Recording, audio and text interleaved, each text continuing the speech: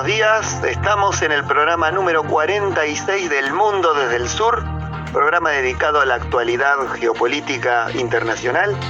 Mi nombre es Maximiliano Osbarrio Zuna, estoy en Buenos Aires y me acompaña como siempre mi colega, mi amigo, el trasandino, aunque él diga que no, que yo soy el trasandino, Raimundo Gregoire. ¿Qué tal, Raimundo? Bueno, entre trasandinos no entendemos. Exactamente, sí. Y trasandino porque está en Santiago de Chile, creo que no lo vi. Sí, así que yo soy trasandino para ti, para todos los argentinos, y tú eres trasandino para mí y para todos los chilenos. Así es. Compartimos los Andes, dejémoslo en eso. Exactamente, sí. Bueno, ¿cómo va todo? Por aquí todo bien, ya estamos a jueves, avanza el tiempo, estamos a jueves 12 de mayo. Se empieza a terminar la primera mitad del año, nos queda un mes y medio y vamos a estar listos. Pero todo bien por acá, ha sido una buena semana. ¿Y tú qué tal? Bien, con mucha humedad en Buenos Aires, eso no es una novedad, pero bueno, hay que destacarlo porque está bastante alta la humedad. Sí, acá no hay mucho, ¿ah? ¿Sí? No, decía que como siempre, siguiendo de cerca lo que sucede en el mundo, nos está preocupando mucho lo que está sucediendo en Ucrania, sí, en Europa principalmente. Bueno, hoy Finlandia, el presidente de Finlandia, va a dar su posición ante el Parlamento sobre la eventual adhesión a la OTAN. Aparentemente va a aceptarla y mañana Suecia va a hacer lo mismo, ¿no? El Ejecutivo sueco y el Parlamento se van a pronunciar sobre si aceptan o no la invitación de la OTAN. Aparentemente la van a aceptar y van a ser incorporados a la OTAN de manera express, porque hay bastantes... los obstáculos que tienen los demás países se los van a facilitar bastante a Finlandia y Suecia, que está bastante equiparado con los otros países de la OTAN.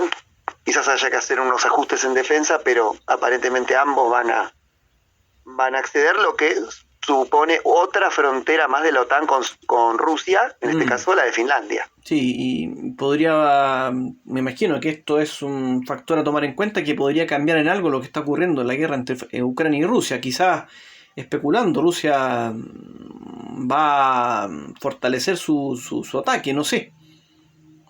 Habría que ver qué sucede, hay que seguirlo. No tenemos la bola de cristal. No. Ni tampoco somos clarividentes. ¿Qué noticia tenés? Mira, en la misma línea, hubo una reunión del G7. El G7, el grupo integrado por las economías los países más ricos finalmente, ¿no? O las economías más grandes. Canadá, Francia, Alemania, Italia, Japón, Reino Unido y Estados Unidos, ¿no? Y lo principal es que han promovido la idea de dejar de comprar el petróleo ruso. Algo que, según he leído por ahí, no tiene tanto efecto finalmente, ¿ya? Me refiero a la hora de frenar el avance ruso en Ucrania.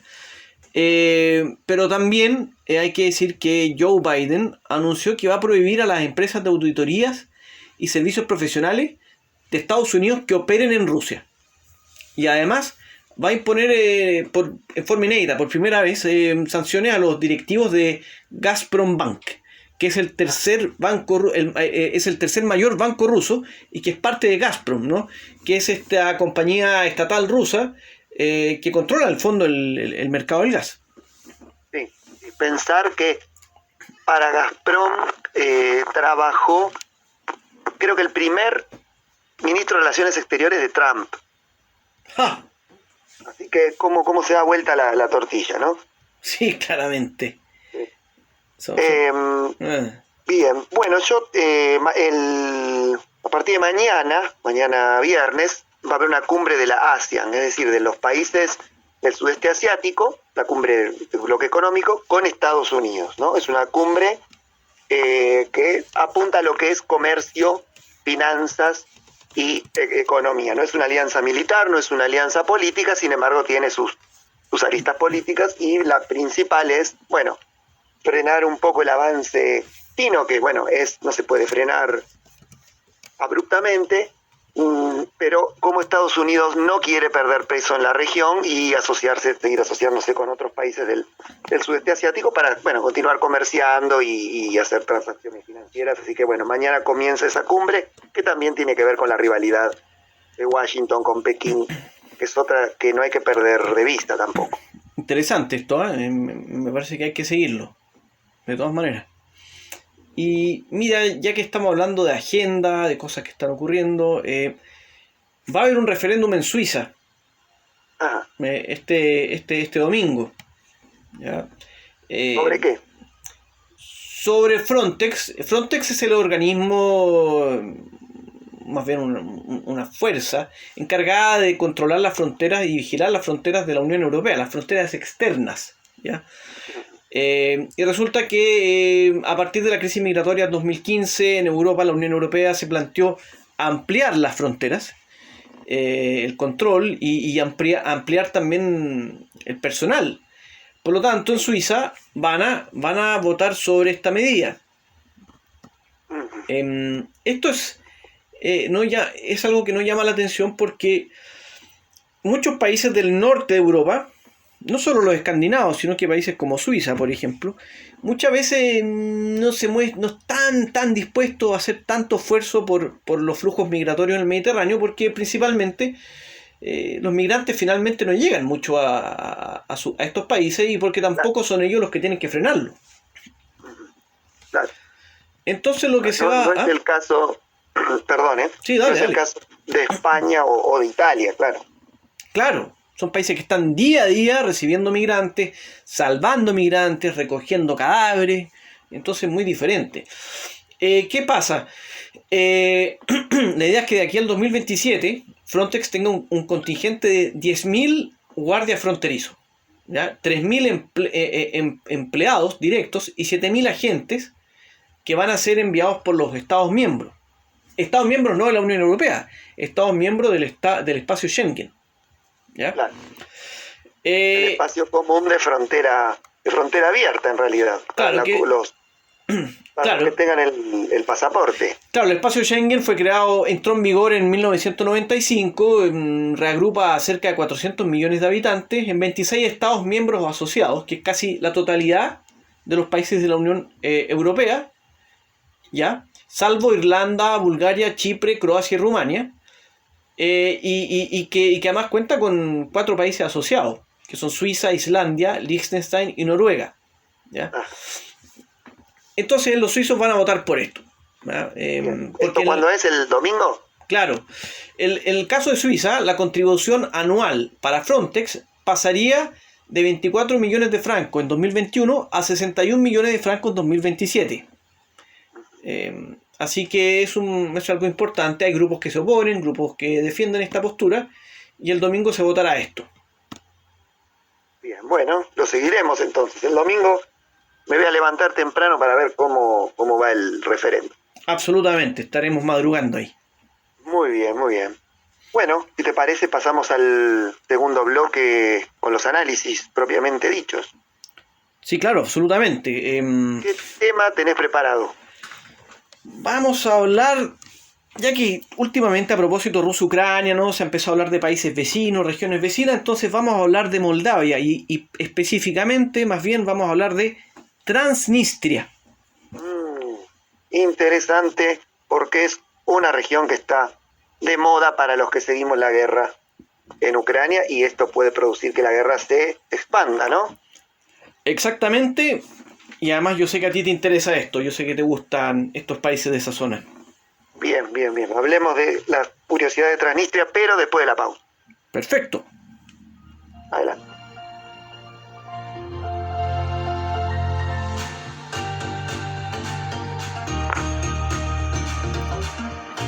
Seguimos en El Mundo desde el Sur, programa 46. Bueno, como nos adelantó Raimundo, nos va a hablar de una región muy curiosa, pero muy actual, que tiene una historia muy particular, ¿no? Contanos un poco. Transnistria. Transnistria es una región de Moldavia, ¿ya? Que está ubicada en el, podríamos decir, noreste o centro-oeste de Moldavia, que está fronteriza con Ucrania. y que no tiene salida al mar, hay que mencionar eso. ¿Ya? Un poquito de historia brevemente.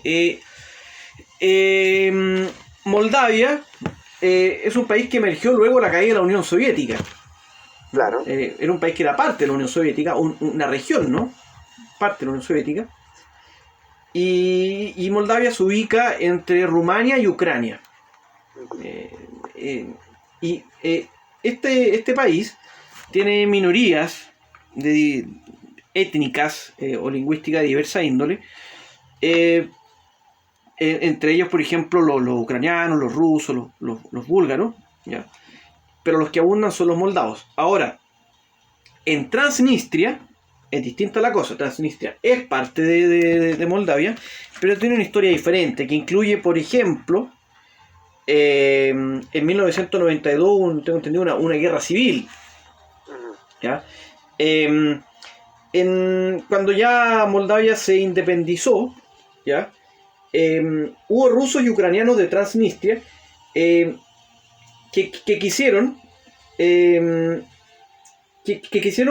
propusieron una fusión con Rumania. O sea, querían que Moldavia se fusionara con Rumania, ¿ya? Y los rusos y ucranianos de Transnistria rechazaron este proyecto, y entonces, con el apoyo de Moscú, se creó la República Moldava de Transnistria. Claro, una república que no está reconocida por el resto de la comunidad internacional. Exacto, una de las tantas repúblicas de facto que existen en el mundo. De ahí avanzamos en el tiempo, porque esto es muy largo, pero finalmente en 2003 se creó el plan COSAC, ¿no? Que preveía una federación asimétrica con dos autonomías, que sería el territorio gagauso, que es una minoría turca, y esta República Moldava de Transnistria. Bueno, finalmente hoy en la actualidad Transnistria sigue ahí, en el limbo, ¿no? Y una zona que se disputan, la zona de influencia, ¿no? Que se disputan obviamente Rumania, porque Moldavia, que es el país que está ahí, pero también Rumania, porque una parte importante de la población de Transnistria es rumana, aunque cerca del 60% es de origen ucraniano o ruso. Claro. Según tengo entendido, Rusia dejó en 1992 o envió 1.500 soldados que creo que aún están, ¿no? Ese contingente. Eso no lo recuerdo, o sea, no sé exactamente si todavía siguen. Sí, yo creo que sí, por eso Ucrania temía que hubiese alguna agresión rusa hacia el oeste de su país, de Ucrania, pero no ha sucedido nada. Lo que sí sucedió es algo al revés. En las últimas semanas Transnistria sufrió ataques y atentados a edificios gubernamentales que los transnistrios acusan a Ucrania, pero Ucrania acusa a los, y Moldavia también, a los rusos. Entonces no sabemos quién es el responsable. Perdón, efectivamente, aquí confirme, efectivamente hay fuerzas rusas. Ajá, claro. No se sabe quiénes fueron los autores de los atentados. No, eso no lo sé. No, creo que no lo sabe nadie. Si no lo sabe nadie, menos lo voy a saber yo. Pero es interesante lo que ocurre ahí porque, Maximiliano, hay una disputa. O sea, Transnistria, ¿qué? Ficción. Supongamos que Transnistria fuese una república independiente. Sí. Posiblemente ahí se disputarían la influencia Rusia, Ucrania, Moldavia y Rumania. Claro. Claro. Y si hablamos de Rumania, es un país de la Unión Europea, por lo tanto tendría que obedecer a las políticas de la Unión Europea. Moldavia ha tenido presidentes, un presidente que tengo entendido que giró hacia la Unión Europea, pero tuvo un presidente comunista que también hizo muchas concesiones a Rusia. Sí. Entonces, sí, también. Creo que ahora hay una presidenta, ¿no? ¿En Moldavia? Sí, en Moldavia, me parece que sí. Y habló también de Transnistria porque Transnistria es una región industrial que durante la época soviética el corazón industrial de Moldavia estaba en Transnistria. Por eso también la disputa, pero 30 años después Moldavia debe de haberse desarrollado industrialmente por otro lado, supongo, no lo sé. Sí, efectivamente, Maya Sandu. Esa es la presidenta que ganó en 2020. ¿Cuántos países de Europa del Este presididos por mujeres? O de Europa cercana a Rusia, ¿no? Tenemos Suecia, Finlandia, Estonia, Moldavia. Me estoy acordando. ¿Qué otro más habría por ahí? Estoy tratando de acordarme. ¿Estonia lo dijiste? Sí, Estonia, sí. Me parece que no más. Los demás países, mira, Europa Occidental, ¿cuántos hay? Ninguno. Creo que no recuerdo ahora. España no, Portugal no, Francia no, Italia no, Alemania no, Austria no, Bélgica, Holanda, Países Bajos más bien. Bueno, Reino Unido tuvo a May hace unos años atrás. Claro, claro. Interesante.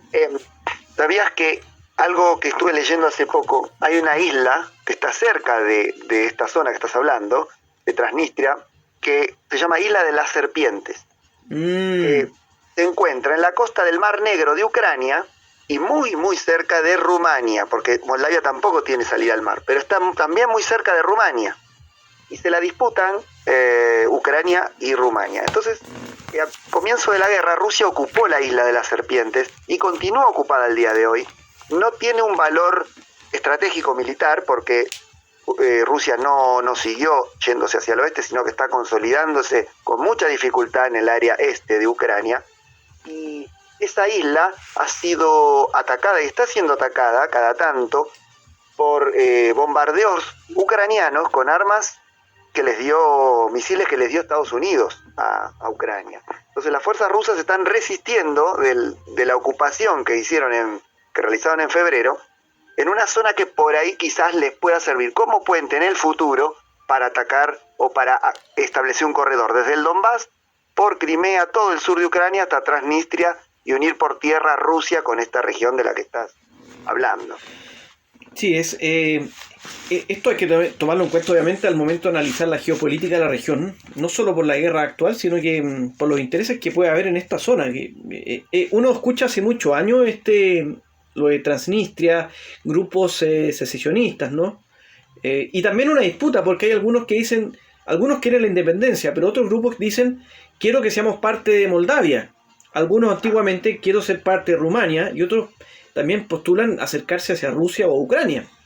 Entonces es complejo esto, porque además, como mencionaba antes, cerca del 60-65% de la población de Transnistria es rusa o ucraniana, digamos en proporción más o menos similar, y el 30% por ahí es moldava, por ende rumana. Y hay una entonces es complicado. Lo que sí, todos son cristianos ortodoxos, o la mayoría, y hablan rumano o moldavo, que es un dialecto del rumano. Entonces no es fácil. Además agrego algo más. Tú mencionabas los centros de producción, algo así, o de industriales.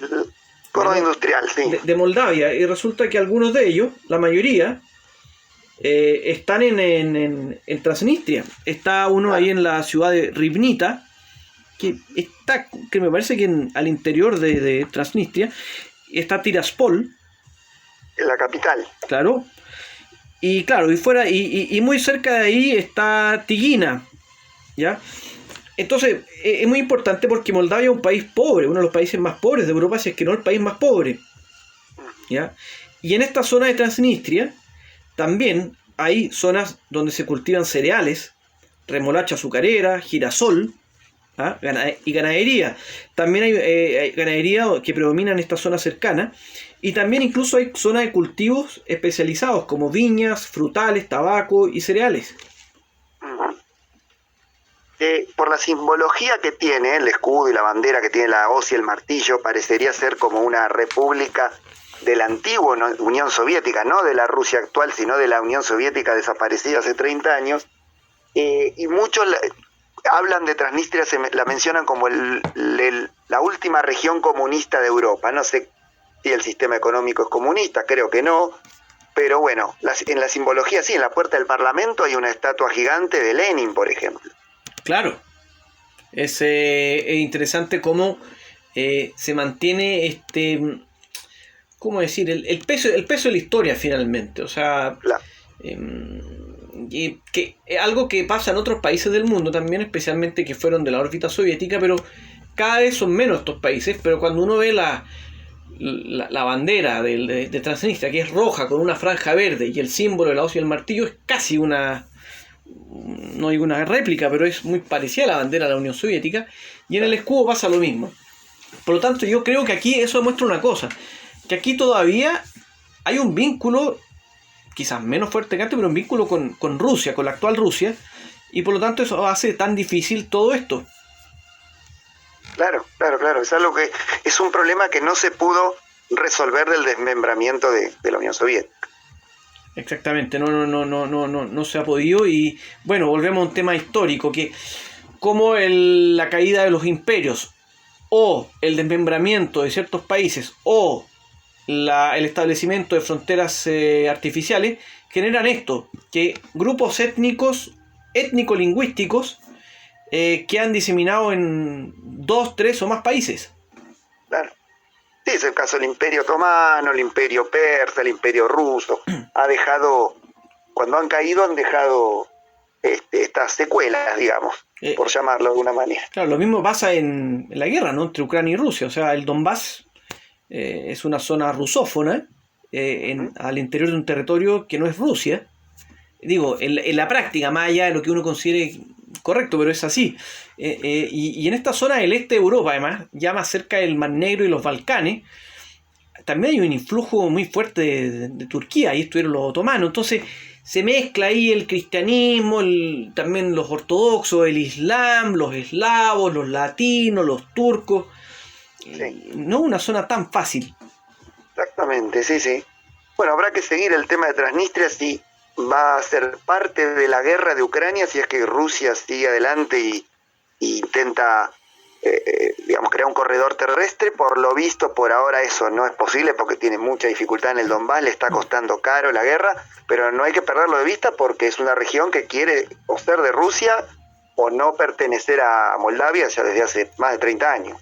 Sí, va a haber que estar atento a eso. Yo recuerdo cuando empezó la guerra, cuando llevaba ciertas semanas, lo que se menciona eso que tú dijiste, o sea, que Rusia eventualmente quería crear un corredor desde el norte, bajando hacia el sur, después llegando hacia el oeste del país de Ucrania para llegar hasta Transnistria. Yo no sé qué tan real sea eso, no sé qué tan real sea también que Rusia quiera eso, pero lo que sí está claro, en mi opinión, es que Rusia como mínimo quiere tener influencia en esta zona. Claro, así es. Bueno, muy interesante, hay que seguir estando atentos. Bueno, en el siguiente bloque y el último del programa, vamos a seguir con los análisis. Sí, y nos tienes un tema muy interesante que tiene que ver ya no con la geopolítica, ni con el comercio, ni con los recursos, sino que con un mal que sufren ciertas personas por su color de piel. Exactamente, los albinos africanos. Un tema muy interesante.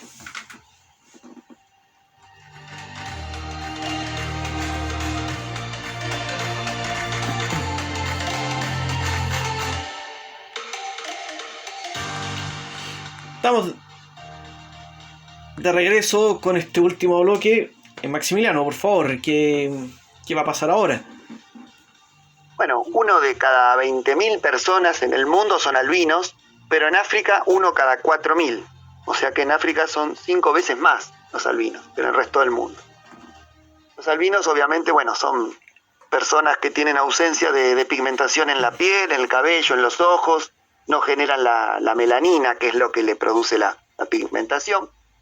Entonces vos podés observar a los albinos africanos que tienen características de que son personas negras, pero los ves blancas, y con el pelo blanco, y con colores de ojos claros. Así que es muy llamativo ver a los albinos africanos, ¿no? Bueno, sí. Los principales problemas que tienen es la ceguera, problemas en la vista y el cáncer de piel. Ah, no sabía eso, mire. Sí, en general, los albinos en general, ¿no? Lo de la piel me lo imaginaba, pero lo de la ceguera no. No, claro, no. Yo tampoco lo sabía eso. ¿Será por las pestañas, las cejas, no sé? No lo sé realmente, pero muchos tienen problemas en la vista y hay muchos que quedan ciegos. También tiene una expectativa de vida mucho menor. Por estos temas será, supongo. Bueno, hay un informe de Amnistía Internacional que en los últimos 10 años hubo 700 denuncias de ataques hacia albinos en África subsahariana en 28 países. Son perseguidos, son segregados, son marginados en África porque existe una superstición en torno a ellos, ¿no? Se los llaman falsos blancos o fantasmas blancos, ¿no? Muchos son considerados amuletos. Algunos los mutilan en África subsahariana, los mutilan para obtener partes del cuerpo que son para ellos como amuletos, ¿no? Y también hay una red de venta de órganos de albinos. Pero así como se los se los vincula con la suerte por ser amuletos, también se los señala como causante de todos los males. Cuando surgió la pandemia de COVID, pensaban que eran los causantes. En gran parte se los segregaba de las comunidades porque eran los causantes de la pandemia. Algo totalmente falso, por supuesto. Sí, sí, decime. Sí, una cosa solamente. Tengo entendido que además muchas veces se apunta a ellos como brujos también. Claro, exacto. Las madres que tienen hijos albinos son también marginadas. Digo sí. brujo en forma despectiva, o sea, que la gente los considera brujos de una manera despectiva, digamos. Claro. Sí, exactamente. Las madres que tienen hijos albinos, que no son albinas, también son estigmatizadas en África, ¿no? El ACNUR, esta dependencia, esta oficina de las Naciones Unidas para los Refugiados, señaló que el tráfico de órganos y de parte de albinos tiene precio ya. Lo que coloquialmente llaman el set albino completo, que son las extremidades y los órganos de los albinos, se evalúa en África unos 80.000 euros el precio que se pone por ello. Por eso también existe una red también de tráfico de órganos detrás de esto, ¿no? Tanzania es el país de África que más albinos tiene, con 200.000, seguido por Malawi, con 10.000, por eso están las asociación de personas con albinismo. Se han creado en la constitución de ambos países, se han introducido derechos especiales para los albinos, para protegerlos de tanta estigmatización. 151 personas fueron asesinadas, de acuerdo al ACNUR, desde 2014 para quitarles partes del cuerpo, ¿no? Personas albinas, 151 personas desde 2014. Qué brutal. Sí.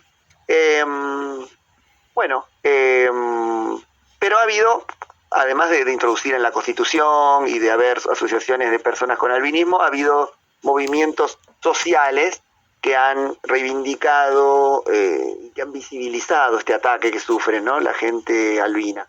Por ejemplo, en Tanzania se creó el Albino United Football Club. Perdón. Una intervención extraña. Sí, un fantasma.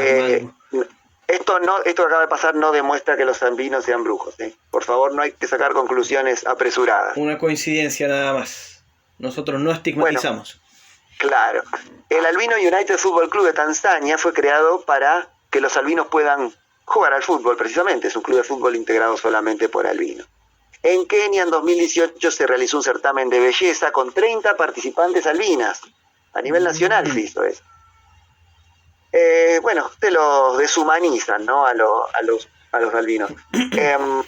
Y por último, ¿sabés cuál es la causa de muerte principal de los albinos? ¿Cuál es la principal causa de muerte? No son los asesinatos, ¿eh? Cáncer de piel. El sol, claro. El sol les produce distintos males, entre ellos el cáncer de piel, exactamente. Sí, hay una... ¿Sí? No, decime. No, sí, sigue, por favor. Estoy finalizo que lo que debería haber en estos países de África subsahariana, sobre todo en estos 28 países que se registraron ataques en la última década, políticas públicas de protección, incrementarlas. Está muy bien lo del equipo de fútbol, el torneo de belleza, que en la Constitución se introduzcan sus derechos, pero bueno, tiene que haber además políticas de inclusión y también de protección, no solamente contra la estigmatización, sino contra protección solar, deberían tener acceso más fácil a protectores solares y bueno, para poder cuidarse por esta desventaja que tienen al no producir la melanina, ¿no? Sí, es complicado el asunto porque asegurar acceso a la salud ya es un tema político que se puede resolver. Pero lo otro es un asunto ya cultural milenario, o sea, que viene de hace muchos años, o sea, no es que ahora empezaron a ver a los albinos así, y eso es, hacer un cambio cultural así toma tiempo. En ese sentido, yo creo que quisiera agregar una cosa. Hay un famoso cantante de Malí que se llama Salif Keita. Como el expresidente Keita. Claro, es un apellido muy común allá, en África Occidental. Él es un reconocido cantante en Malí y en África y fuera del continente, o sea, en Europa lo conocen mucho, especialmente en países como Francia. Él es albino. Ajá. Tiene ya 72, 73 años por ahí. Y él ha generado todo un movimiento por el albinismo, porque bueno, él ha sufrido eso, él ha contado su historia cuando chico. A él finalmente se le termina respetando porque es una eminencia de la música en Malí y en África. Claro. Y él formó una fundación. Ajá. ¿Ya? La fundación, no sabía. La Fundación Global Salif Keita. ¿Ya? Entonces es muy importante lo que está haciendo este cantante porque es una persona que visibiliza esto. Vale. Así que Claro. Es muy bueno. Y hace unos años atrás también, yo recuerdo que en Malí, 2013, 2014, 2015, por ahí, hubo un caso de una niña, no recuerdo si era su apellido o su nombre creo que era, Rabiatu. Ella era una niña que tenía 13, 12 años por ahí en esa época y tenía un cáncer de piel terrible. Ella era albina. Ajá. Y también fue un caso que dio la vuelta al mundo para generar conciencia. Y yo creo que a veces esta forma de llamar la atención de la gente puede ser un poco fuerte, pero me parece que no queda otra opción porque es importante que la gente sepa lo que está pasando. O sea, que haya gente que muera por el color de piel. No es necesariamente racismo, ¿no? Pero es porque lo asocian, como tú dijiste, a brujería, lo ven como un talismán, no sé. Entonces, ojalá que este tema se siga difundiendo para que menos gente sufra por esto. Finalmente hay gente que sufre por los estigmas. Claro. Sí, tiene que ver con la estigmatización de una comunidad. No es racismo, pero es muy parecido. Exactamente. Por eso las políticas públicas, como bien decías al comienzo de la reflexión, son muy importantes porque son políticas públicas sociales para incluirlos y también de salud. Exactamente. Eso desde el Estado deberían encargarse con mayor énfasis, bien. Sí, así que me parece que ha sido un gran tema, Maximiliano, y creo que ha sido muy importante que tú hayas decidido hablar sobre esto porque nos sirve a todos, me incluyo, para conocer más sobre este fenómeno. Sí, la verdad que sí, es un tema que siempre seguí de cerca. No sabía lo de la fundación del cantante de Malí, es muy interesante eso, muy importante, muy buen aporte. Pero bueno, ahora tengo que darte una mala noticia. Me imagino cuál es. Sí, el programa llegó a su fin. Bueno. Y ya hemos terminado los análisis, las noticias y le decimos a los oyentes que se suscriban al canal de YouTube, El Mundo desde el Sur. Así les avisa cuando tenemos un programa nuevo. No me gustó la decisión, pero hay que acatar. Así que yo me despido, indignado, y me voy ahora mismo. No, te deseo un excelente fin de semana, aunque estemos jueves. Y lo mismo a toda la gente en sus casas o departamentos, o en el auto, o en el trabajo, donde sea, que disfruten este jueves y que a partir de mañana tengan un excelente fin de semana y nos encontraremos la próxima semana. ¿Cómo no? Un gusto haber hecho el programa con vos, Raimundo, y les agradezco a los oyentes habernos acompañado. Nos vemos en el próximo programa el lunes. Hasta la próxima, hermano trasandino. ¡Ja!